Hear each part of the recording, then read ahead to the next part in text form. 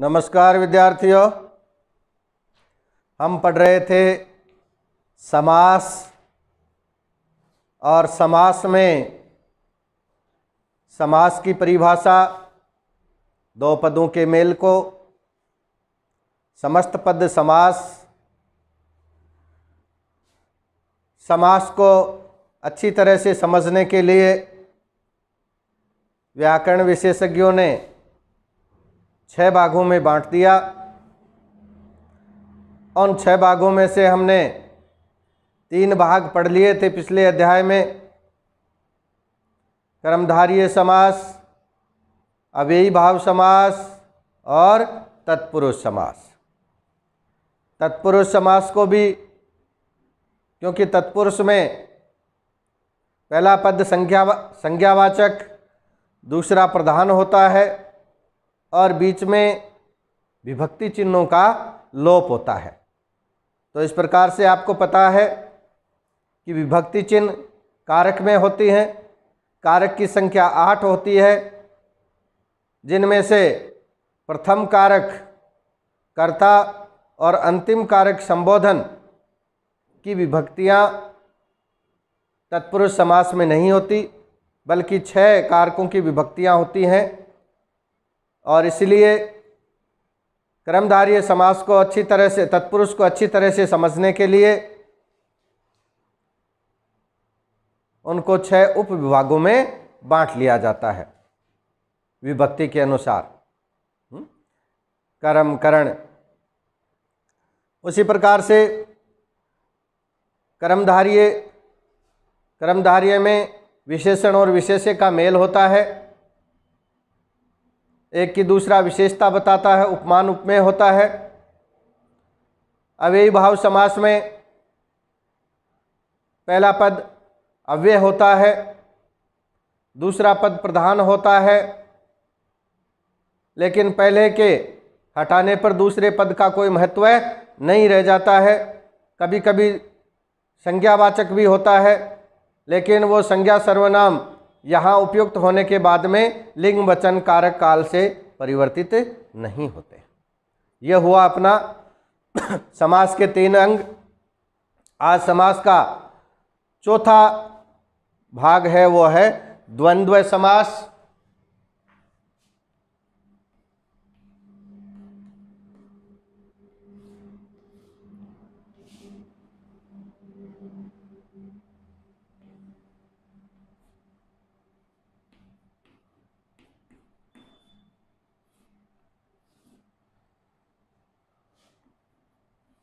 द्वंद्व समास। द्वंद्व शब्द का उपयोग बेटा कहाँ करते हैं हम, कि जहाँ हम दो बातों के बीच में होते हैं, दोनों तरफ ही महत्व होता है, कि मैं तो द्वंद्व में फंस गया। दुविधा का दूसरा नाम द्वंद्व, दोनों तरफ एक समान होता है, वहाँ होता है द्वंद्व का उपयोग। तो शब्द के भाव से ही ज्ञात है कि द्वंद्व का मतलब होता है कि जिस समस्त पद में, जिस समास में दोनों ही पद प्रधान होते हैं, दोनों ही पद प्रधान का मतलब दोनों ही पद समान होते हैं, दोनों का महत्व बराबर का होता है, कम ज्यादा का महत्व नहीं होता है। तो जहाँ पर दोनों पदों का महत्व बराबर होता है, दोनों पद ही प्रधान होते हैं, वहाँ द्वंद्व समास होता है। और विग्रह करने पर, जब इनका विग्रह किया जाता है, तो और या अथवा आदि शब्द इसमें लगा दिए जाते हैं। और अथवा, या, तथा, एवं,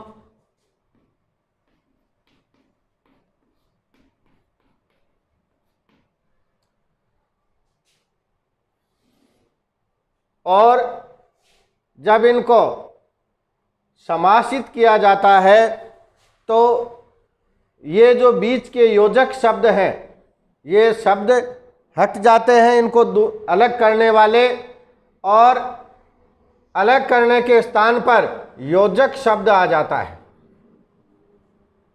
योजक चिन्ह आ जाता है कि ये दोनों शब्द आपस में जुड़े हुए हैं, दोनों पद आपस में जुड़े हुए हैं। जैसे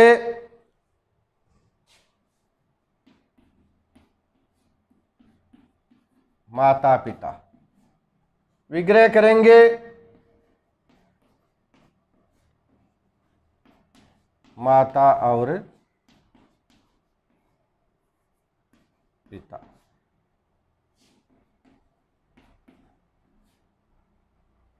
दिन रात,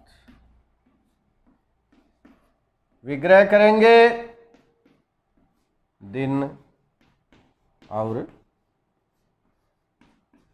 रात। तो कि दोनों पदों को मिलाने पर समस्त पद के बीच से ये जो योजक चिन्ह है, योजक चिन्ह, इस चिन्ह को बोलते हैं बेटा योजक चिन्ह।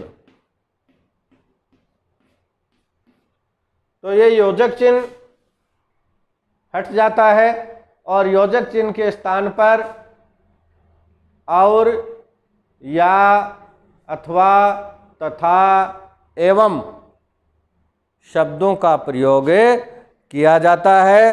जैसे आपको बताया कि माता पिता, दिन रात, देश विदेश, कि देश और विदेश, दाल रोटी, दाल और रोटी, रुपया पैसा, रुपया और पैसा। मतलब ज़्यादातर शब्दों के बीच और शब्द का ही लिया जाता है, और कहीं कहीं और के स्थान पर या, अथवा, तथा इत्यादि शब्दों का भी उपयोग किया जाता है। जैसे हानि लाभ, अब हानि लाभ में हानि और लाभ भी लिख सकते हैं आप, हानि या लाभ भी लिख सकते हैं। कम अधिक, इसमें कम और अधिक के स्थान पर कम या अधिक लिख सकते हैं आप। इसी प्रकार से आना जाना, आना या जाना, ये हुआ आपका द्वंद्व समास। अब अगला जो समास है वो है बेटा आपका दिग्गु समास। पांचवा समास है दिग्गु समास।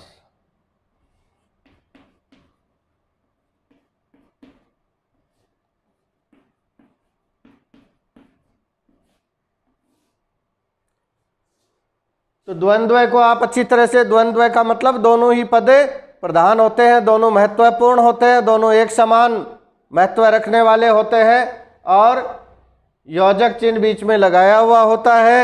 योजक चिन्ह को हटाने के बाद में और, या, अथवा, तथा इनका उपयोग किया जाता है। तो अगला है द्वंद्व समास। द्वंद्व समास में क्या होता है कि द्वंद्व समास, हाँ नहीं सॉरी, दिग्गु समास। तो दिग्गु समास में बेटा कि ये समास आपका जो तत्पुरुष समास है उसके भेद कर्मधारय समास का उपभेद है ये, और इसका भी द्वितीय पद प्रधान होता है। दिग्गु समास में द्वितीय पद प्रधान होता है, वहीं प्रथम पद संख्यावाचक होता है। पहला पद संख्यावाचक, दूसरा पद प्रधान होता है। संख्या, संख्या का बोध कराता है। तो पहला पद संख्यावाचक और दूसरा पद प्रधान होता है। इस समास में संख्या के योग से समास विग्रह करते समय समूह या समाहार शब्द का उपयोग किया जाता है कि ये इतने इनका समूह है। समूह या समाहार शब्द का प्रयोग किया जाता है। तो पहला पद संख्यावाचक, दूसरा पद प्रधान होता है। जैसे त्रिलोक,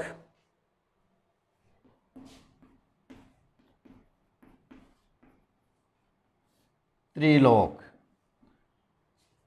तो त्रिलोक में पहला पद त्रि, दूसरा पद लोक। विग्रह करेंगे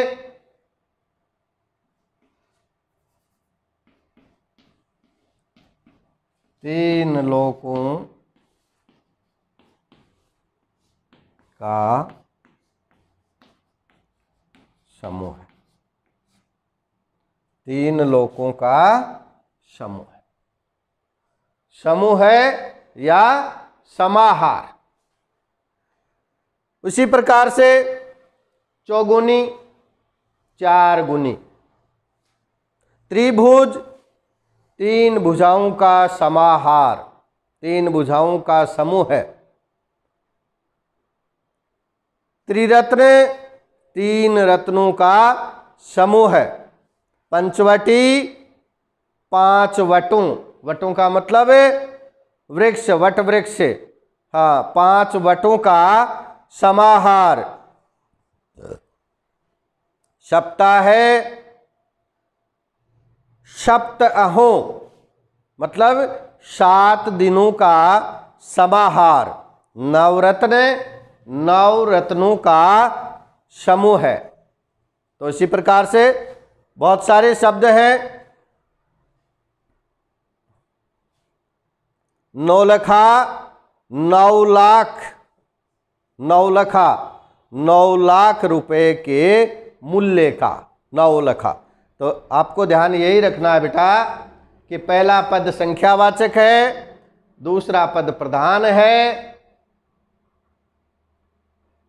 तो कौन सा समास? दिग्गु समास होगा। पहला पद संख्यावाचक, दूसरा पद प्रधान, वहां दिग्गु समास होता है। और बहुत बार ये जाना जाता है कि इनकी वस्तुओं का समूह है, कोई वस्तुओं का समूह है, वही दिग्गु समास। अब बेटा अपना एक समास और, जिस समास को कहते हैं बहुव्रीहि समास। बहुव्रीहि समास।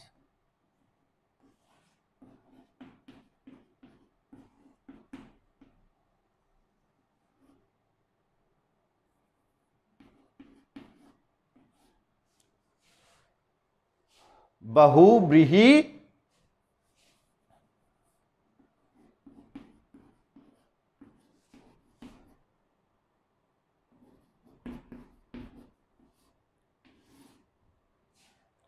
समास। बहु, बहु का मतलब बहुत सा, कि जिस समस्त पद में,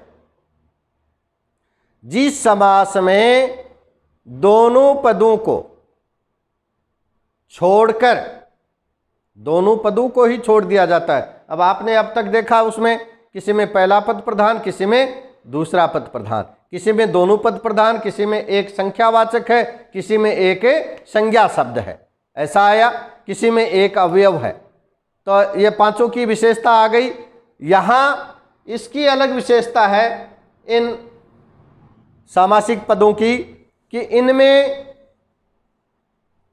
दोनों ही पदों को छोड़कर तीसरा पद प्रधान होता है। 2 पद दिए हुए हैं, दोनों पदों को छोड़कर तीसरा पद प्रधान होता है। मतलब इसका सामान्य अर्थ नहीं निकलता है बेटा।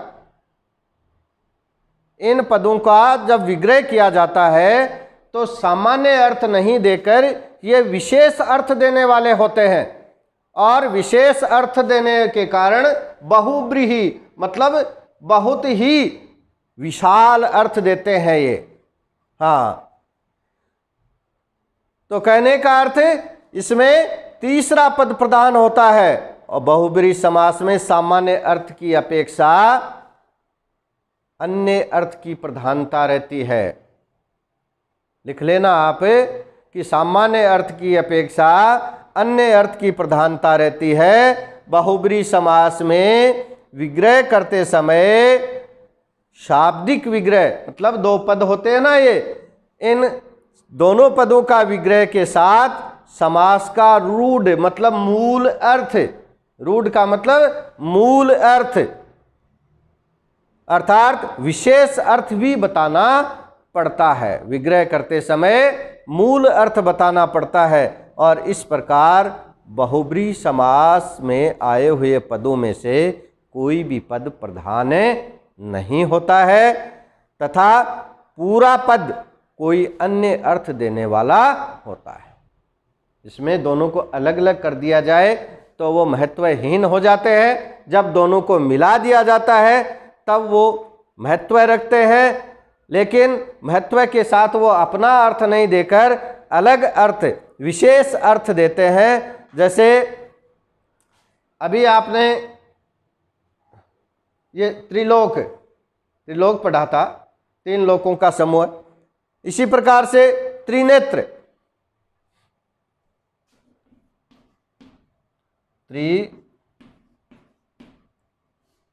त्रिनेत्र। अब देखिए बेटा, त्रिनेत्र का अर्थ है तीन नेत्रों वाला। अब देखो रूढ़ अर्थ तो आपको देना ही पड़ेगा, मूल अर्थ आपको बताना ही पड़ेगा इसका, लेकिन अब ये मूल अर्थ तीन नेत्रों वाला ऐसे करने से इसका उद्देश्य पूर्ण नहीं हुआ। उद्देश्य पूर्ण कहाँ हुआ है कि तीन नेत्रों वाला कौन है, तो यहां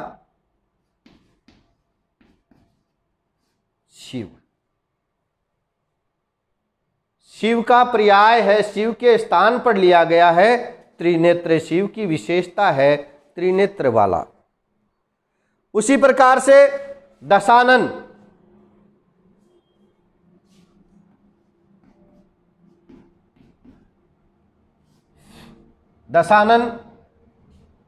विग्रह करेंगे आप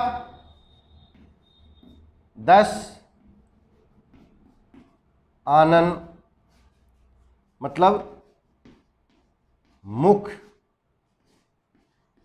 हैं जिसके या 10 मुखों वाला। अब 10 मुख किसके थे बेटा? रावण। तो ये अलग अर्थ हो गया, दोनों का ही महत्व नहीं रहा। उसी प्रकार से चक्रधर, चक्र को धारण करने वाला। अब चक्र को धारण किसने किया था? भगवान कृष्ण ने। तो अर्थ कैसे देंगे अब? चक्रधर, चक्र को धारण करने वाला, आगे श्री कृष्ण। उसी प्रकार से देवराज, देवराज देवताओं का राजा, कौन? इंद्र। उसी प्रकार से गिरिधर, गिरिधर गिरि को धारण करने वाला। अब गिरि को धारण किसने किया था? गोवर्धन पर्वत को धारण श्री कृष्ण भगवान ने किया था, तो गिरि को धारण करने वाला कृष्ण। इसी प्रकार नीलकंठ, नीला है कंठ जिसका, या नीले कंठ वाला। अब नीले कंठ, समुद्र मंथन में जहर किसने पिया था? शिव ने पिया था, इसलिए उनके कंठ नीले हो गए थे। तो यहां नीलकंठ कौन? शंकर भगवान। उसी प्रकार से जैसे जलज, जय लय जय, जलज जल में पैदा होने वाला। अब जल में पैदा कौन होता है? कमल। जल में पैदा होने वाला कमल। महादेव, महादेव देवताओं में महान। महादेव किसको माना गया है? भगवान शंकर को माना गया है। तो ये बात है बेटा। दिगंबर, दिगंबर, दिक जोड़े अंबर, दिक मतलब दिशा, जोड़ अंबर मतलब दिशाएं ही जिसका अंबर है वो क्या है? दिगंबर है, जो समस्त दिशाओं में है। जितेंद्रिय, जीत जोड़े इंद्रिय, हाँ, जीत, जिसने इंद्रियों को जीत लिया है, इंद्रियों को वश में कर लिया है, वो जितेंद्र कहलाता है।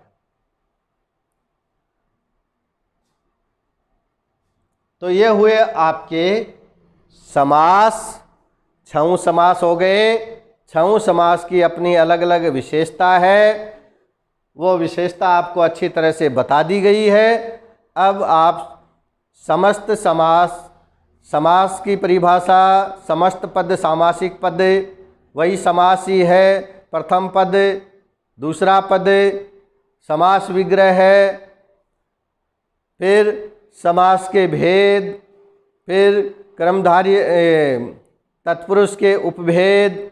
तो ये आपको सारे के सारे अपनी अभ्यास पुस्तिका में अच्छी तरह से उतारने हैं, ताकि समास में आपको किसी प्रकार की कोई दिक्कत न रहे।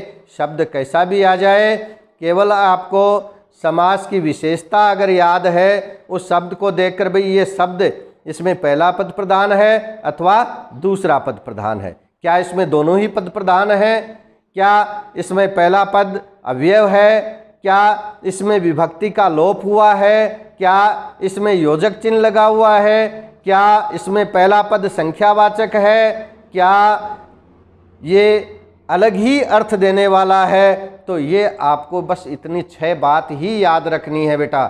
6 बात याद रह जाएंगे तो आपको समास में कहीं कोई परेशानी नहीं होगी। धन्यवाद।